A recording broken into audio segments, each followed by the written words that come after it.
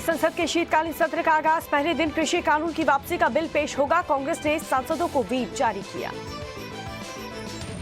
शीतकालीन सत्र में सरकार को घेरने की रणनीति पर विपक्ष का मंथन। सुबह 10 बजे विपक्ष के नेताओं ने बुलाई बैठक। टीएमसी का शामिल होने से इनकार। संघ प्रमुख मोहन भागवत का बड़ा बयान। बोले, आरएसएस कोई सैन्य संगठन नहीं है, पारिवारिक माहौल वाला एक समूह है। ओमिक्रॉन के खतरे से अलर्ट हुई सरकार। स्वास्थ्य मंत्रालय ने जारी की नई गाइडलाइंस। इंटरनेशनल पैसेंजर्स को बतानी होगी ट्रैवल हिस्ट्री। दिल्ली एनसीआर में प्रदूषण पर सुप्रीम कोर्ट में सुनवाई। पर्यावरण और वन विभाग की मंजूरी के बाद आज से राजधानी में खुलेंगे स्कूल।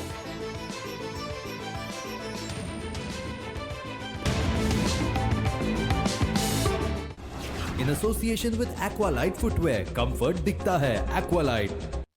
मुल्तानी कूका कॉफ सिरप, ताकि बदलते मौसम के साथ आप न बदलें। सर्वोकॉन सर्वो वोल्टेज स्टेबलाइजर, रखे सब कंट्रोल में। सर्वोकॉन। नमस्कार, गुड मॉर्निंग। बुलेटिन में सबसे पहले देखिए टॉप 10 खबरें। आज से संसद के शीतकालीन सत्र का आगाज हो रहा है। पहले दिन कृषि कानूनों को निरस्त करने वाला बिल सदन में लाया जाएगा। सदन में मौजूद रहने के लिए कांग्रेस ने व्हिप जारी भी किया है। वहीं सत्र को लेकर रणनीति बनाने के लिए ताबड़तोड़ बैठकें होंगी। सुबह 10:30 बजे लोकसभा कार्य मंत्रणा समिति की एक अहम बैठक होगी, जिसमें लोकसभा में रखे जाने वाले बिल और सुचारू रूप से सदन की कार्यवाही चलाने पर बातचीत होगी।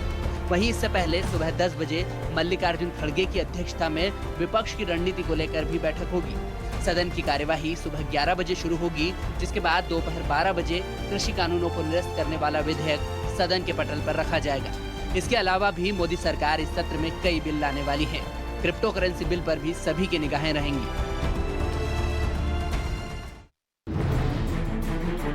सदन में मोदी सरकार को घेरने के लिए विपक्ष ने भी तैयारी कर ली है, लेकिन विपक्ष को एकजुट करने की कोशिशों में लगी कांग्रेस को झटका लगा है। कांग्रेस के नेतृत्व में होने वाली बैठक से टीएमसी ने किनारा कर लिया है। मल्लिकार्जुन खड़गे द्वारा संसद के शीतकालीन सत्र में उठाए जाने वाले मुद्दों पर आम सहमति बनाने के लिए बुलाई गई विपक्षी नेताओं की बैठक में टीएमसी शामिल नहीं होगी। शीतकालीन सत्र में सदन की कार्यवाही को बेहतर ढंग से चलाने के लिए कल सर्वदलीय बैठक हुई थी, जिसमें पीएम मोदी शामिल नहीं हुए।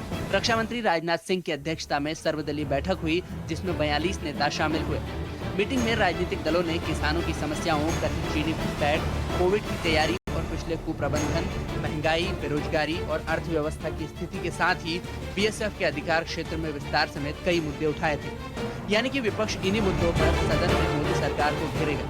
कोरोना से मरने वालों को 4-4 लाख रुपए की आर्थिक मदद की मांग को भी सदन में उठाने की कांग्रेस ने तैयारी कर ली है।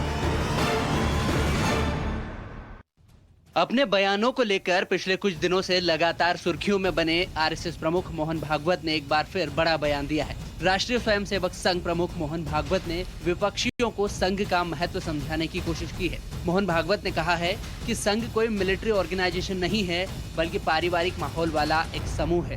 संघ कोई मिलिट्री ऑर्गेनाइजेशन नहीं,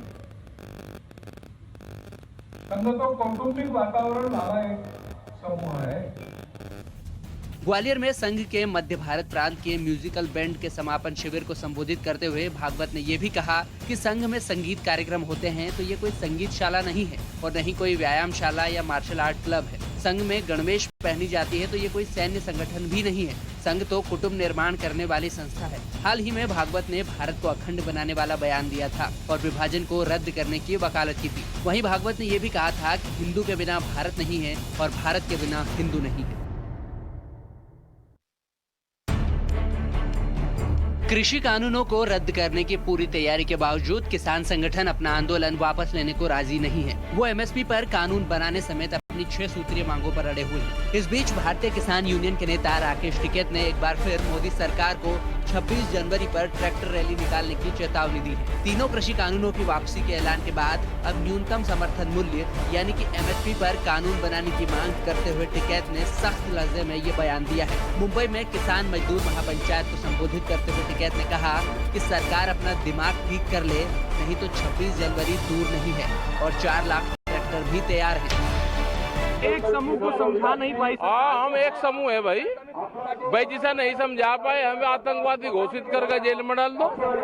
जो गुंडागर्दी करना चाहते हैं वो गुंडागर्दी नहीं उनकी चलेगी। बहुत जेल लिया किसान ने 1 साल। अपने दिमाग ठीक करके एमएसपी पे गारंटी कानून बना दे, नहीं तो हम वेके वही हैं। 26 जनवरी कोई दूर नहीं है, फिर ये 26 जनवरी भी यही है और ये देश का 4 लाख ट्रैक्टर भी यही है और ये देश का किसान भी यही है। अपने दिमाग ठीक करके बात कर ले। जैसे कोरोना बीमारी थी ऐसे ही काले कानून भी बीमारी थी, खत्म हो जाएगी। तो उसके आगे और अरे उसके आगे एमएसपी है भाई, उसके आगे एमएसपी है। जो और ये कानून लेकर आना चाहते हैं उसके आगे वो है बहुत सी चीजें। बता दें कि पिछले साल 26 जनवरी को भी ट्रैक्टर रैली के दौरान राजधानी दिल्ली में हिंसा हुई थी और बड़ी संख्या में प्रदर्शनकारी लाल किले में दाखिल हो गए थे, जिसके बाद काफी बवाल हुआ था।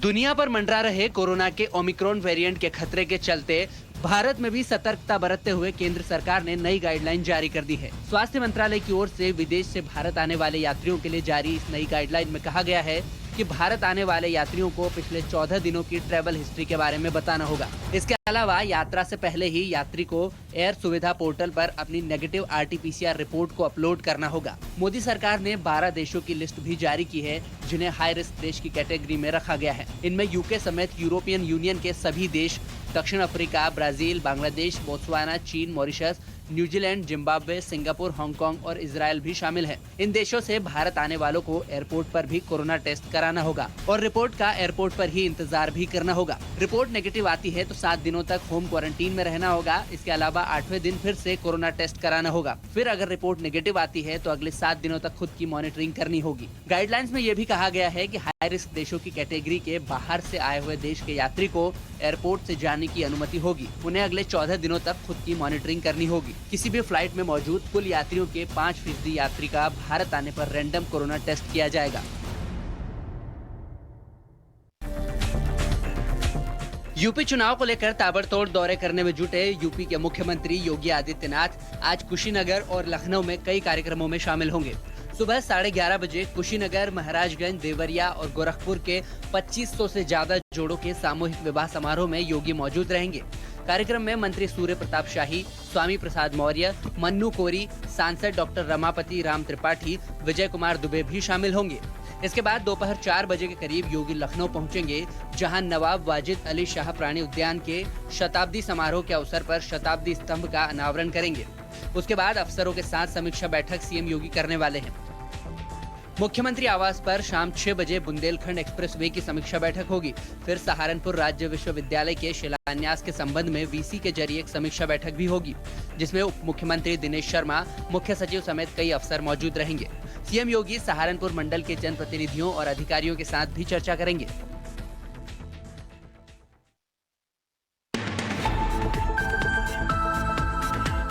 उत्तर प्रदेश में बीजेपी को टक्कर देने के लिए समाजवादी पार्टी के अध्यक्ष अखिलेश यादव छोटे छोटे दलों को एकजुट करने में जुटे हुए हैं। अब चंद्रशेखर आजाद रावण के साथ भी एसपी गठबंधन कर सकती है। उत्तर प्रदेश में आजाद समाज पार्टी के अध्यक्ष चंद्रशेखर आजाद रावण की मुलाकात कल लखनऊ में समाजवादी पार्टी के मुखिया अखिलेश यादव से हुई है, जिसमें कयास लगाया जा रहा है कि चंद्रशेखर एसपी के साथ गठबंधन में जा सकते हैं। चंद्रशेखर का कहना है कि बीजेपी को हराने के लिए सभी दलों का साथ आना बेहतर होगा। वहीं चंद्रशेखर ने यह भी कहा है कि राजनीति महज चुनाव जीतना नहीं है, बल्कि आबादी के मुताबिक हिस्सेदारी सुनिश्चित कराना है। हालांकि चंद्रशेखर ने अभी तक कोई आधिकारिक ऐलान नहीं किया है। उनका कहना है कि ये मुलाकात सामान्य थी। दक्षिण अफ्रीका से शुरू हुए कोरोना के नए ओमिक्रॉन वेरिएंट ने दुनिया की टेंशन बढ़ा दी है।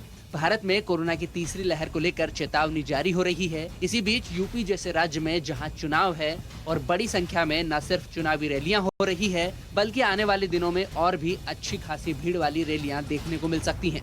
इससे कोरोना की तीसरी लहर के आने के आसार हैं। इसके साथ यूपी जैसे राज्य में जहां सेकेंड वेव में हालात काफी खराब हो गए थे, लाखों लोग कोरोना से पीड़ित थे, कई लोगों को अपनी जान भी गंवानी पड़ी थी और गंगा में तैरती लाशों वाला दर्दनाक दृश्य शायद ही कोई भूल पाया हो। ऐसे में अगर चुनावी रैलियों में कोविड प्रोटोकॉल की धज्जियां उड़ी तो ज्यादा दिक्कत होने की संभावना है। यानी कि अब चुनाव आयोग को चुनावी रैलियों को लेकर गाइडलाइंस जारी करने, साथ ही सरकारों को भी एहतियात बरतने के लिए सतर्क होना जरूरी है।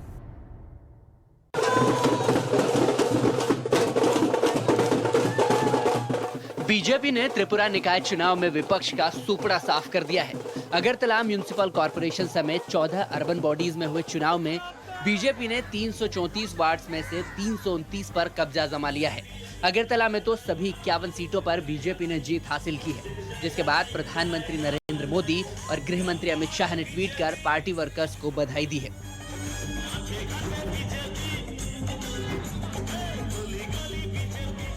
दरअसल 25 नवंबर को हुई वोटिंग में 81% से ज्यादा मतदाताओं ने अपने मताधिकार का इस्तेमाल किया था। कुल 222 में से 217 सीटों पर बीजेपी ने जीत हासिल की है। निकाय चुनाव के नतीजों से जहां बीजेपी गदगद है, तो महज एक सीट जीतने वाली तृणमूल कांग्रेस की भी खुशी कम नहीं है। टीएमसी को सीट महज एक ही मिली हो, लेकिन वोट शेयर के मामले में उसने लेफ्ट को पछाड़कर दूसरा स्थान हासिल कर लिया है।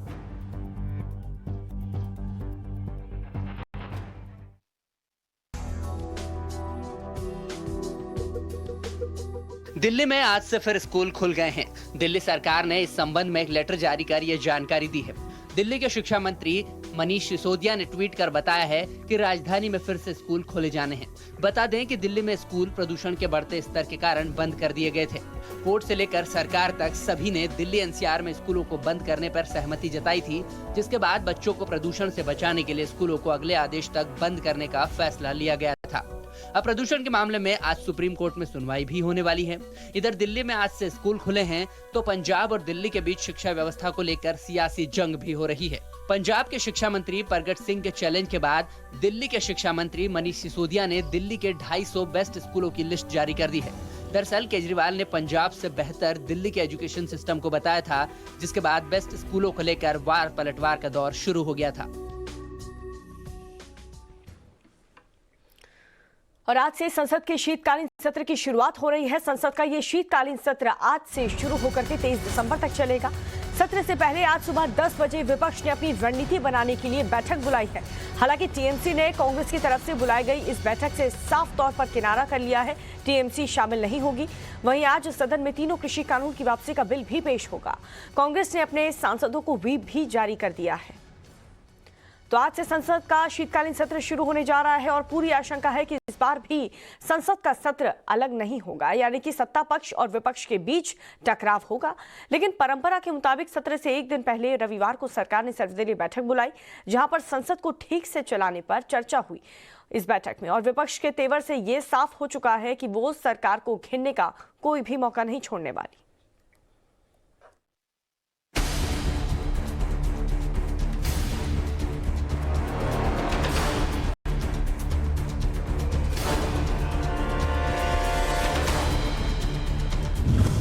किसान की एमएसपी गारंटी,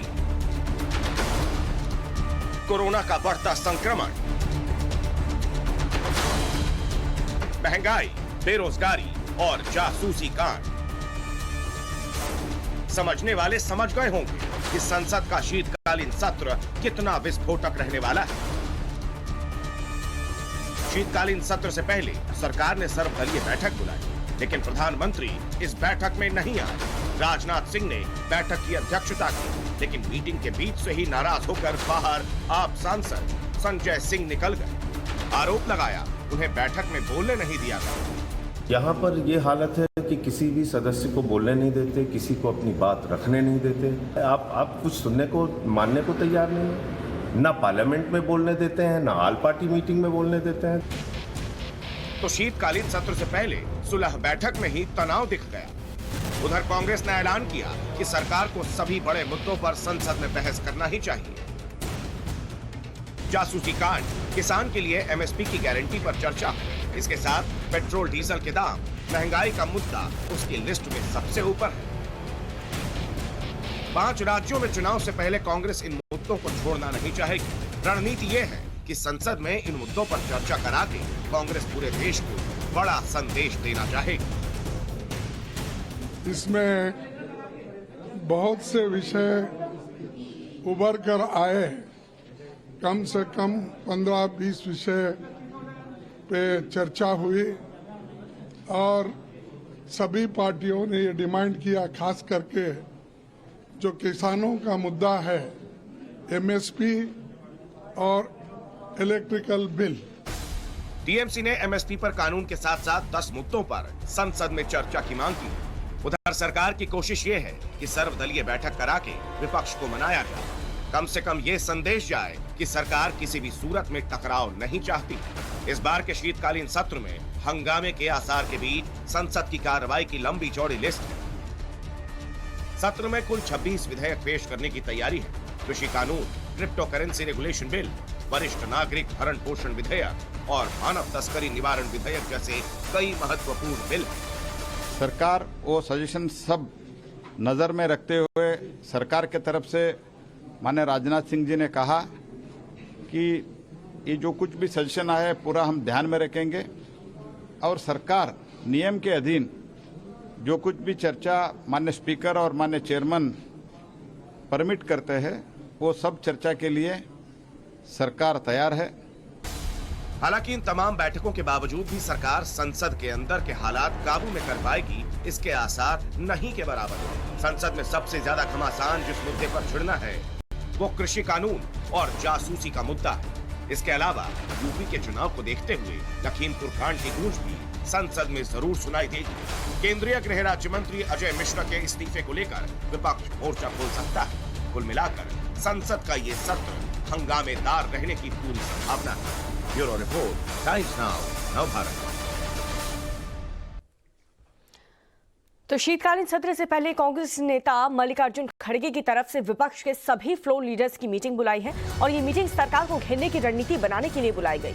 कांग्रेस चाहती है कि पूरा विपक्ष एकजुट होकर के सदन में सरकार को घेरने का एक पूरा प्रॉपर प्लान तैयार करे।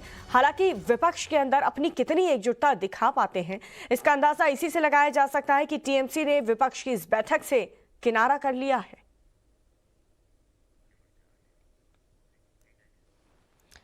इस बीच एक और बड़ी खबर आपको बता दें, संघ प्रमुख मोहन भागवत ने एक बार फिर से विपक्षियों को संघ का महत्व समझाने की कोशिश की है। मोहन भागवत ने कहा है कि संघ कोई भी सैन्य संगठन नहीं है बल्कि पारिवारिक माहौल वाला एक समूह है। भागवत रविवार को ग्वालियर में संघ के मध्य भारत प्रांत के म्यूजिकल बैंड के समापन शिविर की संबोधित कर रहे थे और इसी दौरान भागवत ने कहा कि संघ में संगीत कार्यक्रम होते हैं तो ये कोई संगीत शाला नहीं है और ना ही कोई यहाँ पर व्यायाम शाला या फिर मार्शल आर्ट क्लब है। संघ में गणवेश पहनी जाती है तो ये कोई सैन्य संगठन भी नहीं है। संघ तो कुटुंब निर्माण करने वाली एक संस्था है। ऐसे गीत संघ में नृत्य गाए जाते हैं, परंतु संघ कोई अखिल भारतीय संगीत शाला नहीं है। संघ में लाठी काठी आदि, जिसको आजकल की भाषा में मार्शल आर्ट्स कहते हैं, उसके भी कार्यक्रम होते हैं, लेकिन संघ कोई अखिल भारतीय व्यायाम शाला या मार्शल आर्ट्स क्लब नहीं है। गणवेश में कार्यक्रम होते हैं, रक्षा आरंभ चलना वगैरह सब होता है, तो कभी कभी संघ का वर्णन पैरामिलिट्री ऐसा कहते हैं, लेकिन संघ कोई मिलिट्री ऑर्गेनाइजेशन नहीं है। त्रिपुरा के नगर निकाय चुनाव में बीजेपी का ऐसा जलवा छाया कि हर ओर जीत की लहर दौड़ गई। वोटों की गिनती और परिणाम के साथ पार्टी कार्यकर्ताओं की खुशी बढ़ती गई। दोपहर बाद ये साफ हो गया कि त्रिपुरा निकाय चुनाव में बीजेपी का जबरदस्त डंका बजा है और इस रिपोर्ट में हम आपको दिखाएंगे त्रिपुरा की इस जीत के राजनीतिक मायने क्या हैं।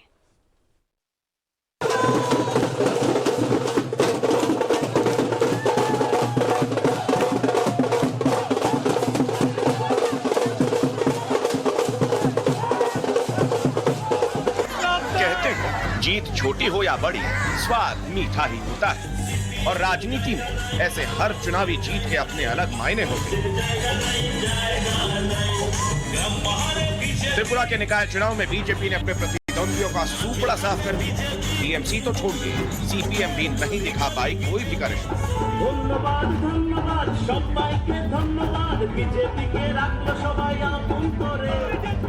बीजेपी ने शानदार प्रदर्शन दिखाया।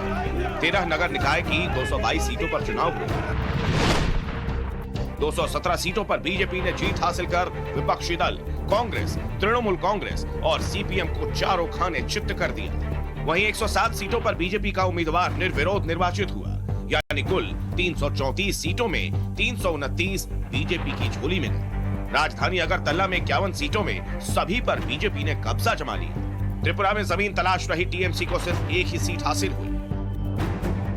बीजेपी ने रचा एक नया जीत। त्रिपुरा 2018 में स्टेट असेंबली इलेक्शन जीत के बाद ये सबसे बेहतरीन परफॉर्मेंस त्रिपुरा में, एक अलग इलेक्शन विक्ट्री जिसमें बीजेपी ने ऑपोजिशन को सिर्फ हराया नहीं, ऑलमोस्ट व्हाइट वॉश कर दिया है। चुनावी पंडितों की भविष्यवाणी थी कि मुकाबला त्रिकोणीय है, यानी बीजेपी, टीएमसी और सीपीएम के बीच कांटे की टक्कर। लेकिन नतीजों से साफ हो गया कि बीजेपी के सामने दरअसल कोई मुकाबले में ही नहीं था। 334 वार्ड के नतीजों में 329 वार्ड में जीत दर्ज की है, जिसमें से भाजपा ने 112 सीटें पहले ही निर्विरोध जीत ली थी। इस पूरे चुनाव में विपक्ष को सिर्फ 5 सीट ही हासिल हो सकी। सवाल उठता है कि त्रिपुरा लोकल बॉडी चुनाव में बीजेपी की इस एक तरफा जीत के मायने क्या हैं? राजनीतिक जानकारों के मुताबिक त्रिपुरा में सुनहरे सपने देख रही टीएमसी के सपने चूर हो गए, तो सत्ता में वापसी की तैयारी कर रही सीपीएम को तगड़ा झटका लगा है। वहीं बंगाल में चुनावी हार और उपचुनाव में कड़ी टक्कर का सामना कर चुकी बीजेपी को चुनावी टॉनिक मिल गया है। जाहिर है निकाय चुनाव में नतीजों से बीजेपी नेताओं का जोश भारी। अगर हम निहितार्थों को ढूंढे तो बहुत गहरे निहितार्थ हमारे सामने नजर आते हैं। त्रिपुरा की जनता ने पहले दशकों से चली आ रही वामपंथियों की विभाजनकारी और नफरत वाली राजनीति को खारिज किया और अब एक बार फिर से त्रिपुरा की जनता ने ममता बनर्जी और टीएमसी की वहां पैठ बनाने की कोशिशों को सिरे से नाकाम कर दिया। नगर निकाय चुनाव में बीजेपी की ये जीत इसलिए भी बड़ी है क्योंकि कई पार्टियों ने इसमें अपना दमखम लगाया था।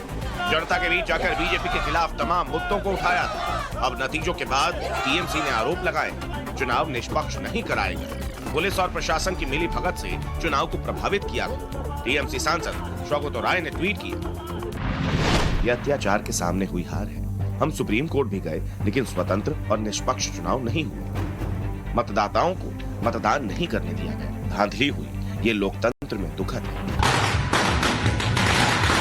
बीजेपी का दावा है कि त्रिपुरा की जनता ने लोकतंत्र को मजबूत करने के लिए वोट किया। बीजेपी ये भी कह रही है कि नतीजों से साबित होता है कि विपक्ष के दावों में खोखलेपन की मात्रा ज्यादा है और नतीजे जनता के मूड के बोलते सबूत हैं। हालांकि इन दावों के बीच ये भी समझना पड़ेगा कि अक्सर निकाय चुनाव और विधानसभा चुनाव में वोटर अलग अलग मुद्दों पर वोट करते हैं। अगरतला से तमाल शाह के साथ bureau report, times now, Navbharat. भारतीय किसान यूनियन के नेता राकेश टिकैत ने एक बार फिर से मोदी सरकार को 26 जनवरी पर ट्रैक्टर रैली निकालने की चेतावनी दी है। तीनों कृषि कानून की वापसी के ऐलान के बाद से अब एमएसपी पर कानून की मांग करते हुए टिकैत ने कहा है कि सरकार अपना दिमाग ठीक करे, नहीं तो 26 जनवरी दूर नहीं है और 4 लाख ट्रैक्टर भी हमारे तैयार हैं। पिछले साल आपको याद होगा 26 जनवरी को ट्रैक्टर रैली के दौरान राजधानी दिल्ली में किस कदर हिंसा हुई थी और बड़ी संख्या में प्रदर्शनकारी लाल किले में दाखिल हो गए थे। एक समूह को समझा नहीं पाई। हाँ, हम एक समूह है भाई जिसे नहीं समझा पाए हमें आतंकवादी घोषित करके जेल में डाल दो। जो गुंडागर्दी करना चाहते हैं वो गुंडागर्दी नहीं उनकी चलेगी। बहुत जेल लिया किसान ने 1 साल। अपने दिमाग ठीक करके एमएसपी पे गारंटी कानून बना दे, नहीं तो हम वेके वही हैं। 26 जनवरी कोई दूर नहीं है, फिर ये 26 जनवरी भी यही है और ये देश का 4 लाख ट्रैक्टर भी यही है और ये देश का किसान भी यही है। अपने दिमाग ठीक करके बात कर ले। जैसे कोरोना बीमारी थी ऐसे ही काले कानून भी बीमारी थी, खत्म हो जाएगी।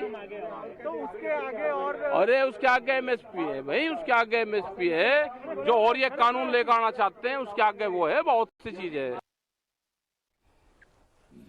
और इसी के साथ रुक रहे हैं बहुत छोटे से ब्रेक के लिए। आप देखते रहिए टाइम्स नाउ नवभारत।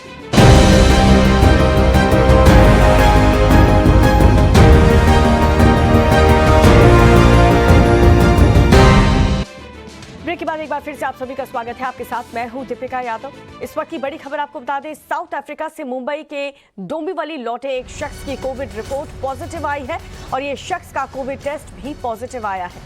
पीड़ित शख्स का सैंपल जीनोम सीक्वेंसिंग के लिए भेजा गया ताकि इसका पता लगाया जा सके कि पीड़ित के अंदर ओमिक्रॉन वेरिएंट तो नहीं है। फिलहाल पीड़ित शख्स को आइसोलेशन में रखा गया है, लेकिन ये चिंता का विषय है। पीड़ित शख्स को आइसोलेशन में रख दिया गया है। फिलहाल लेकिन दक्षिण अफ्रीका से मुंबई ये शख्स लौटा था और जिस तरीके से आपको पता है दक्षिण अफ्रीका में हालात ठीक नहीं है क्योंकि वहां पर कोरोना का एक नया वेरिएंट जिसका नाम ओमिक्रॉन है जो कि बेहद खतरनाक बताया जा रहा है। कोरोना के अब तक के जितने भी वेरिएंट हैं उन सब में सबसे खतरनाक अगर कोई वेरिएंट है तो वो ओमिक्रॉन है। और दक्षिण अफ्रीका से इस शख्स की ने ट्रैवल किया था, ये मुंबई लौटा और जब इसका कोरोना टेस्ट हुआ ये शख्स पॉजिटिव बताया गया। हालांकि अभी फिलहाल इस शख्स को आइसोलेशन में रखा गया है और पता लगाने की कोशिश की जा रही है कि कहीं ये ओमिक्रॉन वेरिएंट तो नहीं है। कोरोना के नए वेरिएंट ओमिक्रॉन को लेकर के सरकार अलर्ट मोड पर है। केंद्रीय स्वास्थ्य मंत्रालय ने ओमिक्रॉन पर नई गाइडलाइंस भी जारी की है। ग्राफिक्स के जरिए आपको वो बताएंगे। ओमिक्रॉन को लेकर के नई गाइडलाइंस, अंतर्राष्ट्रीय यात्रियों के लिए गाइडलाइंस जारी की गई है। स्वास्थ्य मंत्रालय ने ये नई गाइडलाइंस जारी की है जिसका हर किसी को पालन करना होगा। एयर सुविधा पोर्टल पर 14 दिनों की यात्रा की जानकारी अब देनी होगी। एयर सुविधा पोर्टल पर travel history, self declaration form भी भरना होगा और 72 घंटे में नेगेटिव RT-PCR रिपोर्ट आपको अपलोड करनी होगी। पैसेंजर्स को 2 कैटेगरी में बांटा जाएगा। पहली कैटेगरी एट रिस्क लिस्ट से आने वालों की, दूसरी अन्य देशों के पैसेंजर्स की होगी। और एट रिस्क लिस्ट में पैसेंजर्स का जो एयरपोर्ट और कोविड टेस्ट है वो टेस्ट नेगेटिव आने पर घर पर 7 दिन का क्वारंटीन करना होगा। 8वें दिन दोबारा टेस्ट होगा। पॉजिटिव टेस्ट रिपोर्ट वालों को सैंपल की जीनोम सीक्वेंसिंग आइसोलेशन सेंटर में एडमिट कराया जाएगा। और अन्य देशों के पैसेंजर्स में 5% का एयरपोर्ट पर रैंडम टेस्ट भी होगा। टेस्ट नेगेटिव आने पर घर पर 14 दिन हेल्थ की निगरानी टेस्ट होगी और साथ ही टेस्ट पॉजिटिव मिलने पर जीनोम सीक्वेंसिंग SOP के लिहाज से उसका इलाज शुरू कर दिया जाएगा। तो ओमिक्रॉन को लेकर के ये नई गाइडलाइंस जारी की गई है जिसको लेकर के हम आपको ग्राफिक्स के जरिए बता रहे हैं। पॉजिटिव टेस्ट रिपोर्ट वालों के सैंपल की जीनोम सीक्वेंसिंग की जाएगी और उसी तरीके से इलाज होगा। आइसोलेशन सेंटर में एडमिट कराया जाएगा और ये पता लगाने की कोशिश की जाएगी कि आखिर कहीं कोरोना का ये नया वेरिएंट तो नहीं है।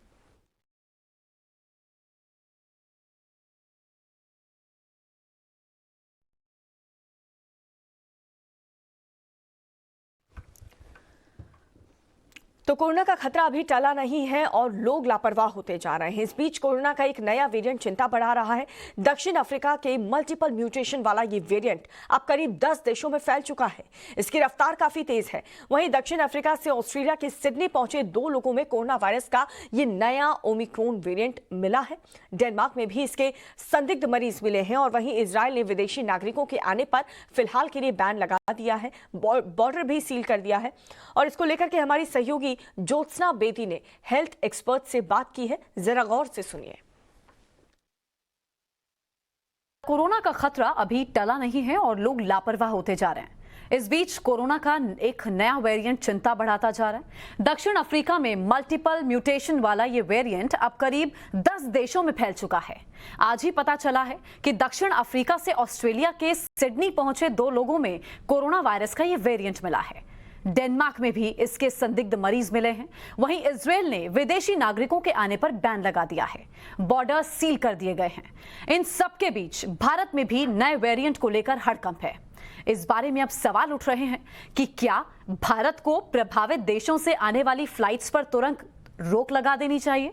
क्या वैक्सीनेशन पर नए सिरे से रणनीति बनाने की आवश्यकता है? क्योंकि अभी भी करीब 16 करोड़ लोगों ने वैक्सीन की 1 डोज भी नहीं ली है। क्या मौजूदा वैक्सीन नए वेरिएंट ओमिक्रॉन के खिलाफ कारगर है? क्या लापरवाही भारी पड़ सकती है? तीसरी लहर के लिए हम कितने तैयार हैं? ये तमाम बड़े सवाल हैं जिसके जवाब आज तलाशने बहुत ज्यादा जरूरी है। Doctor Naresh Trehan, chairman Medanta hospital के भी हमारे साथ लाइव जुड़ चुके हैं। डॉक्टर त्रेहान, आपका बहुत बहुत स्वागत है। Doctor DS Rana, chairman Gangaram hospital के भी मेरे साथ बने हुए हैं। सर, थोड़ा सा आप एजुकेट कीजिए हमारे दर्शकों को इस ओमिक्रॉन नए वेरिएंट के बारे में। देखो, हम कई दिनों से टास्क फोर्स वाले भी और हम कई दिनों से बोल रहे हैं कि जब भी कोई थर्ड वेव आने की संभावना होगी, बड़ी संभावना होगी, तो कोई नया वेरिएंट आएगा। वैसे जो आम वेरिएंट से, जैसे हमारा डेल्टा वेरिएंट था, उससे जो संभावना थी थर्ड वेव की, वो तो ऑलमोस्ट टलती हुई नजर आती है। पर ये बुरी खबर है जो 10 दिन से है, इसलिए हमें सतर्क रहना होगा, हमें सावधान रहना होगा। और इस वक्त जरूरी है कि लोग, आप देख रहे होंगे कि बहुत से लोग जो हैं वो सेकंड डोज नहीं लगवा रहे हैं। फर्स्ट डोज तो काफी लोगों ने लगवा ली है, तो सेकंड डोज वैक्सीनेशन की लगनी चाहिए। हमारे पास अब वैक्सीनेशन की कोई कमी नहीं है, पर लगाने वालों की कमी है, और बच्चों को भी वैक्सीनेशन लगनी चाहिए। और मेरे ख्याल में और डॉक्टर तिहान भी, हम दोनों ये सोचते हैं कि अब समय आ गया है कि हेल्थ वर्कर और फ्रंट लाइन वर्कर को बूस्टर डोज लगनी चाहिए। हमें सतर्क रहना है, घबराना नहीं है, हम तैयार हैं, सारा देश तैयार है उस चीज के लिए। पर कोई पता नहीं लगता है कि जब भी महामारी आती है उसकी मैग्नीट्यूड के बारे में तो कोई गैस लगाना मुश्किल होता है। पर एटलीस्ट हम पहले से बेटर हैं, तैयार हैं, सारा देश तैयार है। पर हम ये थोड़ी चाहते हैं कि हम कोरोना वायरस आए तब लड़ाई करेंगे, हम तो उसको रोकथाम करनी है, और रोकथाम के लिए यही जरूरी है कि अपना अप्रोप्रिएट बिहेवियर कंटिन्यू रखें ईमानदारी से। जी बिल्कुल बिल्कुल, अगर इन बीमारियों से बचना चाहते हैं तो हमारे द्वारा बरती गई जो सावधानी है वही हमें बचा सकती है। प्रधानमंत्री ने भी कल काफ़ी लंबी बैठक की थी जिसमें प्रधानमंत्री ने कहा था हमें निगरानी बढ़ानी होगी, सख्ती बढ़ानी होगी, हमें सतर्कता के साथ आगे बढ़ना होगा। डॉक्टर नरेश त्रेहान, आपका बहुत बहुत स्वागत है सर। मेरी आवाज़ अगर आप तक पहुँच रही है तो इस नए वेरिएंट के बारे में ज़रा लोगों को बताइए, आप उन्हें समझाइए कि किन चीज़ों का हमें ध्यान रखना है और ये कितना घातक है। तो जो ये आज के दिन वार्निंग आई है WHO से, इसके ऊपर हमें बहुत ध्यान से विचार करना चाहिए, इसलिए कि ये वायरस जो पहले पाया गया, ये बिगिनिंग ऑफ नवंबर में पाया गया बोत्सवाना में और फिर साउथ अफ्रीका में, और उस टाइम इसके ऊपर म्यूटेशन जो मिली थी वो 30 म्यूटेशंस एक ही वायरस पे मिले और एक ही स्पाइक प्रोटीन पे इतनी सारी म्यूटेशन मिले, तो उसके ऊपर उन्होंने उसको ऐलान किया कि ये वेरिएंट ऑफ इंटरेस्ट है। पर वो जो लास्ट 2 हफ्ते में वो जिस स्पीड से वो फैला है इन कंट्रीज में, और उनमें से ही नहीं जो वहां से लोग बाहर गए, जैसे जर्मनी गए, यूके गए, इजराइल गए, वो भी अपने साथ इस वायरस को, वेरिएंट को लेते गए और वहां पे लोगों को इन्फेक्शन हुआ है। तो इसीलिए उसको WHO ने कल इसको खिताब चेंज कर दिया, ओमिक्रॉन बना दिया, जिसमें उन्होंने बोला कि it's a variant of concern not only interest. ये सबसे पहला ऐसा हुआ ऐलान कि 2 हफ्ते में ही इसको वेरिएंट ऑफ कंसर्न बता दिया गया है। तो इसका मतलब इसका पोटेंशियल फैलने का काफी ज्यादा है। डेटा पूरा नहीं है, हमें ये ध्यान रखना है कि अभी पक्का पता नहीं है कि इसका कितना विरुलेंस है, कितना ये तकलीफ पहुंचाएगा पब्लिक को, कितना जल्दी फैलेगा। पर इससे वार्निंग बहुत जबरदस्त मिल गई है हमको कि ये जो हम सोच रहे थे कैसे लाइफ नॉर्मल आ रही थी कि लोगों ने शादियां अटेंड करनी, बड़े बड़े इवेंट्स अटेंड करने शुरू कर दिए और लोगों ने मास्किंग भी बंद कर दी थी, उसके लिए ये चेतावनी मिली है कि आप अभी ये पूरा नहीं हुआ है खतरा अभी भी है, और हमें आने वाले 4-6 हफ्तों में इमीडिएटली अपने जो 3 गुर हैं कोविड रिस्पॉन्सिबल बिहेवियर के, जैसे मास्किंग और डिस्टेंसिंग और हाइजीन वगैरह, ये हमें बिल्कुल अभी फिर अपनाने हैं और इसको अभी भूलना नहीं है। दूसरी बात, जो वैक्सीन के ऊपर डॉक्टर राणा भी बात कर रहे थे कि जल्दी से जल्दी भाग के अपनी वैक्सीन लगवाओ, और पहला डोज जिसका नहीं लगा वो तो इमीडिएटली लगाओ, दूसरा डोज जिनका नंबर आ रहा है उनको उसी टाइम लगवाना चाहिए, क्योंकि ये तो पक्का पता लग गया कि जिनको वैक्सीन लगी है उनको बहुत बड़ी प्रोटेक्शन मिल रही है, उनमें हॉस्पिटलाइजेशन ऑलमोस्ट 0 है, डेथ रेट ऑलमोस्ट 0 है। पर जिन्होंने नहीं लगवाई उनमें अभी भी हॉस्पिटलाइजेशन और डेथ हो रही है। इसीलिए आज के दिन जिन लोगों ने, जो हमारे देशवासी हैं जिन्होंने ये हेजिटेंसी दिखाई है और अपनी वैक्सीन नहीं लगाई, वो तो इस नए वेरिएंट के खतरे से इमीडिएटली बचने के लिए अपनी वैक्सीन लगवाएं। ये सभी हम इकट्ठे यही कह रहे हैं, और सेकंड डोज खत्म कराएं। और जैसे हम ये भी सोच रहे हैं कि जो फ्रंटलाइन वर्कर्स हैं जिन्होंने जंग लड़ना है, जैसे हम आर्मी है आज के दिन, तो उनके भी प्रोटेक्शन के लिए अगर जो बूस्टर डोज की जरूरत है तो हमें जल्द से जल्द उस पर निर्णय लेना चाहिए। साइंटिफिक कमेटी में चर्चा चल रही है उस निर्णय पे कि कब लेना है और कौन सी वैक्सीन लेनी है, मिक्स एंड मैच करनी है, वो सब बातें जल्दी से जल्दी क्लियर हो जाएं तो हमारी जो वर्कफोर्स है जो लड़ेगी वो फिर भी हिफाजत उनकी हो जाएगी, और जो एल्डरली और मोस्ट वल्नरेबल हैं उनको भी उसके बाद राहत मिले। तो ये बातें बहुत सबको स्पष्ट हो जानी चाहिए कि हमारे इसका कंसर्न जो आया है ये रियल है, इसको ऐसे ही कहना कि ये कोई बेकार है, नहीं, ये बहुत सीरियस मामला है, इसको सीरियसली ले हम सारे। जी डॉक्टर त्रेहान, जिन लोगों को दोनों डोज लग चुकी हैं, आप बता रहे हैं कि उनके लिए बहुत ज्यादा चिंता की बात नहीं है, लेकिन अनफॉर्चुनेट ये है कि सर अभी भी 16 करोड़ लोग ऐसे हैं देश के जिन्होंने अभी तक एक भी डोज नहीं ली है। उनको आपने एजुकेट किया कि जल्द से जल्द अपना वैक्सीनेशन करवा लीजिए। सर जिनको कोरोना हुआ है उनके लिए ये कितना खतरनाक है? देखो, जिनको कोरोना हुआ है उनको भी नेचुरल इम्यूनिटी हो गई, ठीक है। उनके जो बनते हैं एंटीबॉडीज या जो टी सेल्स बनते हैं जिससे इम्यूनिटी आती है, वो स्ट्रॉन्गर होगी उन लोगों से जिनको नहीं हुआ तो 2 डोज लगे, उनको 2 डोज लगे, और जिनको ऑलरेडी हुआ उनकी तो सबसे ज्यादा इम्यूनिटी होगी। पर डर क्या है? डर ये है कि जो ये नया वेरिएंट निकला है, ये जो हमारी एंटीबॉडीज आज जो हैं वो उसको कंट्रोल कर सकेंगी कि नहीं कर सकेंगी, क्योंकि अगर जो ऐसा वेरिएंट है जो इम्यूनिटी एस्केप के केपेबल है, कि जो इम्यूनिटी आपको है उससे एस्केप करके आपको इन्फेक्ट करे, वो खतरा भी है। पर हमें ये जरूर पूरा अभी तक लग रहा है कि जिनको डोसेज 2 लगे हैं या 2 डोज लगे और उनको हो गई है, उनकी प्रोटेक्शन अभी भी है, चाहे नया वेरिएंट भी आएगा पर कई हद तक उनको हेल्प मिलेगी। ठीक है। तो इसीलिए इसमें कोई 2 शक की बात ही नहीं है। वैक्सीन तो लगवानी चाहिए सबको, हम सब ने लगवाई है। इतने करोड़ों लोगों को 100 से ऊपर करोड़ हो गए, 16 करोड़ लोगों को लग चुकी है। जब उनमें हमें कोई बैड मतलब एक्सपीरियंस नहीं हुआ है, जिनको कोई कॉम्प्लिकेशन नहीं हुई है कोई सीवियर, तो अब तो विश्वास होना चाहिए। पहले तो शुरू में चलो ये हो सकता था कि ये खतरा ना हो, हमें कुछ हो ना जाए। जब हम इतनी पॉपुलेशन ने ले लिया, आपके दोस्तों ने या रिश्तेदारों ने, यकीनन किसी ने लिया होगा, अगर जो वो ठीक है उनको कोई रिएक्शन नहीं हुआ तो फिर आपको क्यों हेजिटेंसी है?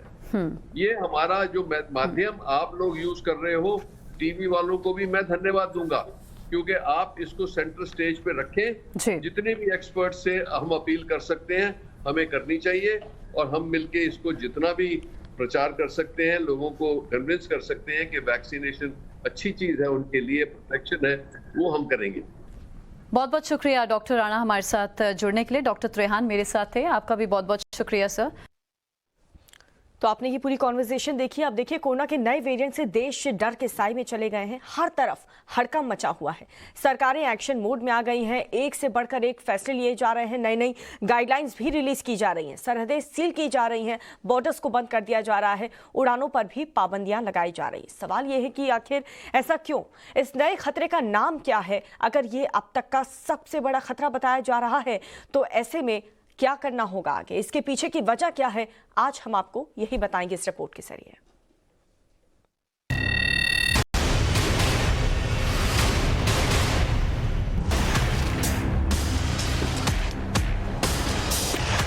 केंद्र ने राज्यों को चिट्ठी लिखकर अलर्टनेस बढ़ाने को कहा है। केंद्र की गाइडलाइंस के बाद राज्य एक्शन मोड में आ गए हैं। प्रधानमंत्री नरेंद्र मोदी ने हाई लेवल मीटिंग कर अधिकारियों को निर्देश जारी किए हैं। विदेशों से आने वाले यात्रियों की स्क्रीनिंग हो रही है, उन्हें 14 दिन तक क्वारंटीन किया जा रहा है। हॉटस्पॉट वाले इलाकों में निगरानी बढ़ा दी गई है, साथ ही हॉटस्पॉट की पहचान की जा रही है। यह सब हिंदुस्तान में हो रहा है। विदेशों में तो जो कुछ हो रहा है वो बहुत ही डराने वाला है। इजराइल ने विदेशियों के लिए अपने बॉर्डर बंद कर दिए हैं। बेल्जियम की सड़कों पर सन्नाटा है, मार्केट बंद है।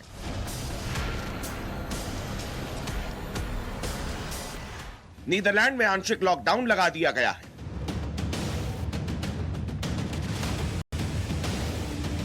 स्पेन में कड़ी पाबंदियां लागू कर दी गई हैं।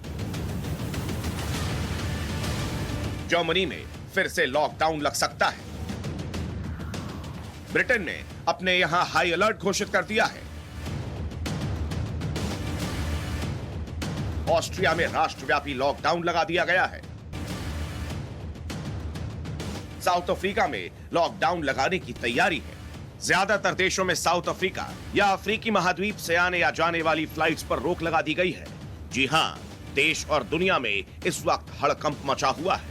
जिंदगी दहशत में है और इसकी वजह है ओमिक्रॉन, कोरोना का सबसे नया और सबसे खतरनाक वेरिएंट। WHO ने इस वेरिएंट को वेरिएंट ऑफ कंसर्न घोषित कर दिया है।